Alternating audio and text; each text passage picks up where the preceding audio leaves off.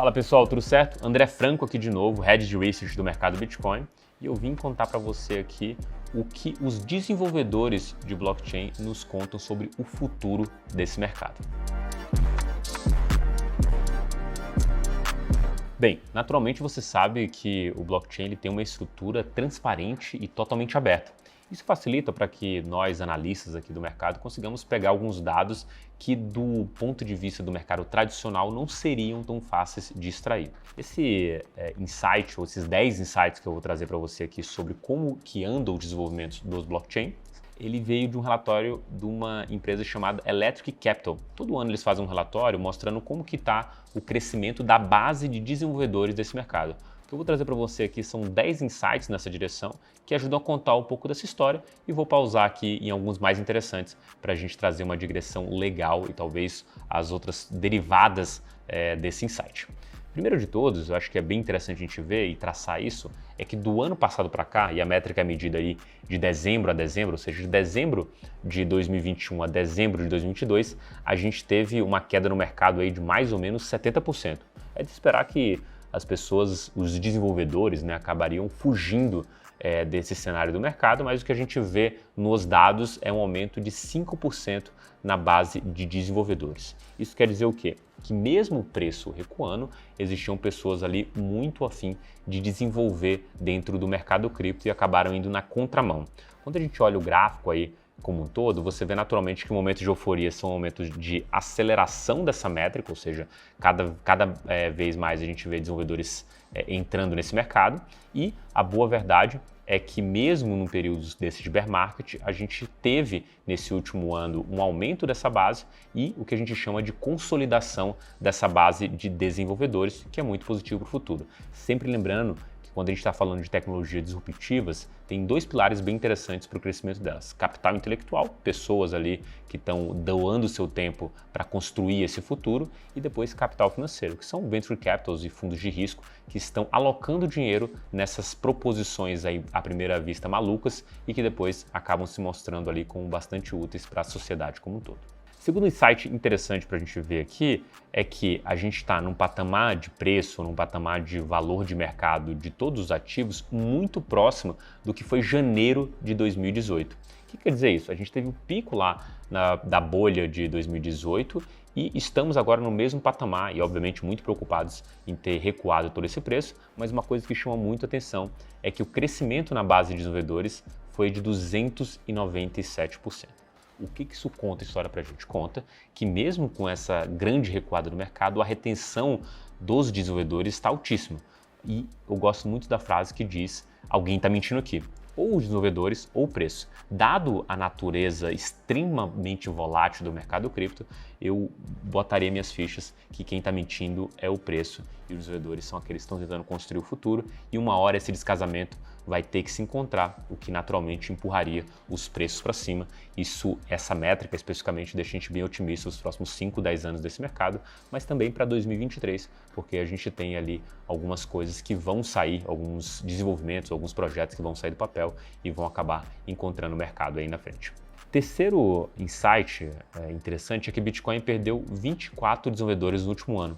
E aqui tem uma leitura bem legal para ser feita em relação ao Bitcoin, que basicamente é um protocolo que não evolui tanto, as pessoas ali não gostam muito dessa comparação, mas ele é como se fosse um animal, um bicho muito simples, tão simples que você não poderia destruí-lo, como se fosse um inseto ou alguma coisa que conseguisse dominar o mundo inteiro, simplesmente não tentando encarar de frente ninguém e justamente fazendo ali uma revolução silenciosa. Justamente por isso, a quantidade de desenvolvedores, as coisas que podem ser feitas dentro de Bitcoin são reduzidas, Você tem um organismo ali muito mais simples que é feito para durar.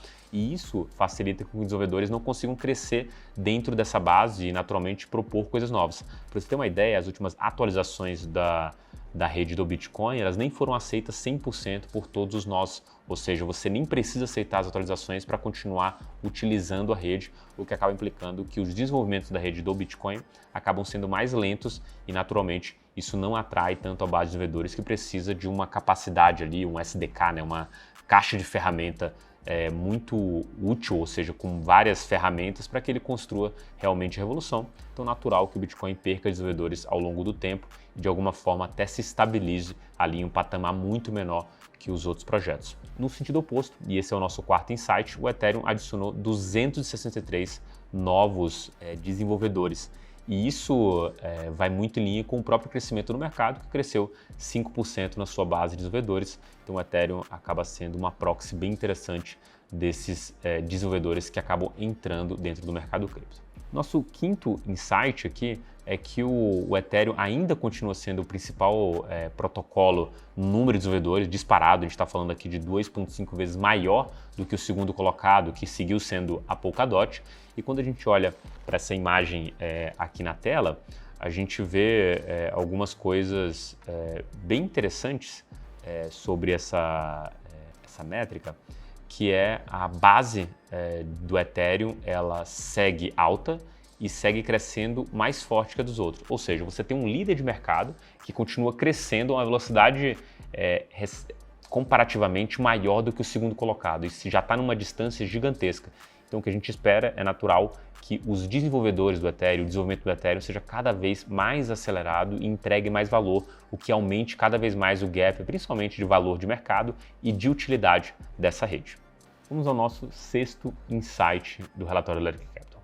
A gente está falando que todos os ecossistemas com mais de 300 full desenvolvedores, ou seja, aquele desenvolvedor que está realmente entregando e botando ali atualizações dentro do código, eles cresceram no último ano. O Bitcoin foi o que ficou relativamente ali estabilizado. Nessa imagem que está aqui na tela, você pode ver que a parte azul ali são todos os que cresceram em base e todos aqui embaixo são os que perderam desenvolvedores. Você vê que boa parte dos projetos está acima dessa linha, né? Nos protocolos menores, e aí o nosso sétimo insight, como Polygon, Arbitrum, Optimism, Starknet, eles tiveram um crescimento expressivo também no último ano. Sempre bom analisar também a base, né? A quantidade de desenvolvedores desses projetos é pequena, então imagine que você tem um desenvolvedor e você adicionou mais dois, é um crescimento de 300% na sua base e nesse ponto a base de comparação é muito pequena. Da mesma forma, você fala assim, aumentou em 10 vezes a base de usuários, a base de desenvolvedores, e você saiu de 1 para 10, então você está falando aí de uma base muito pequena frente ao Ethereum, que tem milhares de desenvolvedores. Isso acaba maquiando um pouco a métrica, mas também um dado interessante para a gente tratar aqui. Oitavo insight. O que a gente vê aqui na tela é um crescimento de ecossistemas normalizados pela data do primeiro commit, ou seja, a primeira atualização que foi feita, a primeira desenvolvimento que foi feito dentro desses protocolos. Parece meio confuso aqui, mas dá para você ver alguns destaques, né? Primeiro o Bitcoin, que tem muito mais tempo que os outros projetos, e o Ethereum aqui, que é o segundo projeto com mais tempo. E você vê que o único projeto que bateu ele ao longo do tempo, em questão de velocidade de adicionar novos desenvolvedores, foi a Polkadot, né? Que demorou 3,6 anos para atingir a marca de 500 desenvolvedores, enquanto o Ethereum demorou 4,5 e a Cosmos aqui na sequência 5,9 anos para atingir essa base de 500 desenvolvedores. E você vê que o destaque do Ethereum é muito forte e apesar da Polkadot ter começado muito bem, largado muito bem na frente e adicionado em 3,6 anos essa quantidade de desenvolvedores, você pode ver aqui no gráfico que a Polkadot perdeu um pouco dessa velocidade, essa celeridade de adicionar os desenvolvedores. Depois de bater a marca de 3,6 anos nesse ponto aqui de 500 devs, ela acabou desacelerando e está em linha muito mais com o desenvolvimento que o Ethereum fez na adição de novos desenvolvedores. Nono insight interessante aqui é que a gente teve forte crescimento também quando a gente considera o conjunto de aplicações em cadeias EVM compatíveis. EVM compatíveis são todas aquelas que usam a base de desenvolvimento do Ethereum, ou seja, são compatíveis com Ethereum Virtual Machine, uma máquina virtual do Ethereum, e você vê um crescimento em linha com esses 5%, ou seja, foi um crescimento relevante e naquela nossa ideia de um mundo multi-chain, né, em um mundo multi-chain ligado a EVM, faz bastante sentido esse crescimento de protocolos que sejam EVM compatíveis. Por último,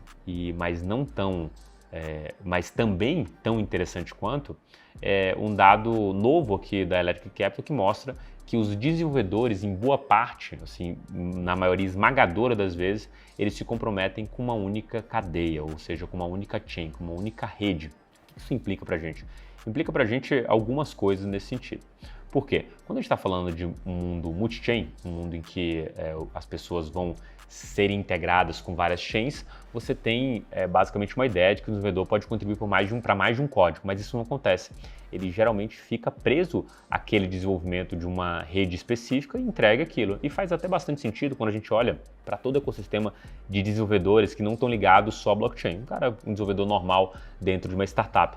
Geralmente esses caras sabem 2, 3 linguagens de programação, mas acabam se dedicando única e exclusivamente a uma para se tornarem especialistas daquilo. Isso inclusive cria até alguns problemas do tipo qual a melhor linguagem para a gente usar para determinado tipo de desenvolvimento.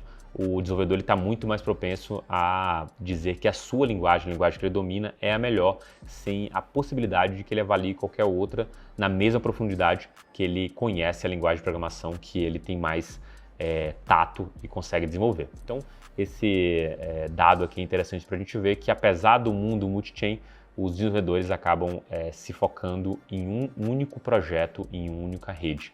E isso também mostra para a gente que a retenção acaba sendo alta. Se o desenvolvedor ele entra para dentro de um projeto, ele naturalmente fica nele e acaba virando ali um amante do projeto e não só um desenvolvedor.